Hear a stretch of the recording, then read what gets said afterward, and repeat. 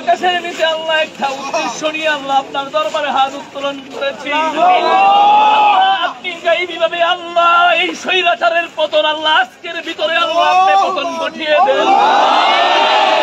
বাংলার লক্ষ কোটি মানুষ এই স্বৈরাচারের অত্যাচারের নির্যাতিত নিপতিত হয়ে আল্লাহ কত মায়ের বুক খালি করে আল্লাহ অত্যাচার করেছে।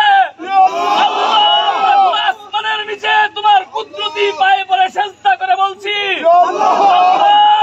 ফেরাউন নমরুদের মতো এই হাসিনা সরকারের পতন ঘটিয়ে দাও।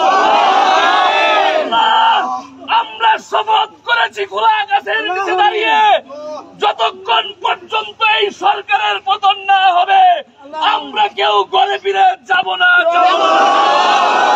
আল্লাহ আমরা সর্বোচ্চ আন্দোলন করে যাচ্ছি, তোমার গাইবী সাহায্য চাচ্ছি। যেইভাবে যুদ্ধে বদরের যুদ্ধে সাহাবায়ে কেরামকে সাহায্য করেছ, মানুষকে তুমি সেইভাবে সাহায্য করো। বোনেরা মাসুম বাচ্চাদেরকে নিয়ে শান্ত শিষ্টভাবে থাকার জন্য রাস্তায় নেমে এসেছে। আল্লাহ আল্লাহ তোমার কাছে সাহায্য চাচ্ছি। আল্লাহ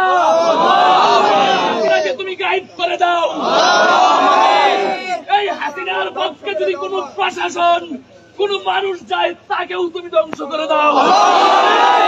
ফেরাউনের ইতিহাস দেখেছি আল্লাহ, ফেরাউন হাসিনার যে শতগুণ ক্ষমতাশালী ছিল তুমি নীল দরিয়ায় ধ্বংস করেছ। হাসিনার আজকে ফেরাউনের মতো পতন দেখতে চাই। আসমানের নিচে আল্লাহ কুদরতি পায়ে পড়ে চেষ্টা করে বলছি, আল্লাহ এই বাংলার জমিনে তরু তাজা বুকের রক্ত দিয়ে কত স্টুডেন্ট বাইরে আল্লাহ এই বাংলাদেশের শান্তির জন্য কামনা করছে। আল্লাহ কত মা সন্তান হারিয়ে আজকে দাঁড়ে দাঁড়িয়ে করছে। আল্লাহ তোমার কাছে সাহায্য চাচ্ছে। আল্লাহ তোমার গাইবে আল্লাহ গাইবে সাহায্য আসে, হাসিনার পতন আসবে। 18 কোটি মানুষের প্রত্যেকজনের মুখে মুখে হাসিনার পতন পতন পতন চাই।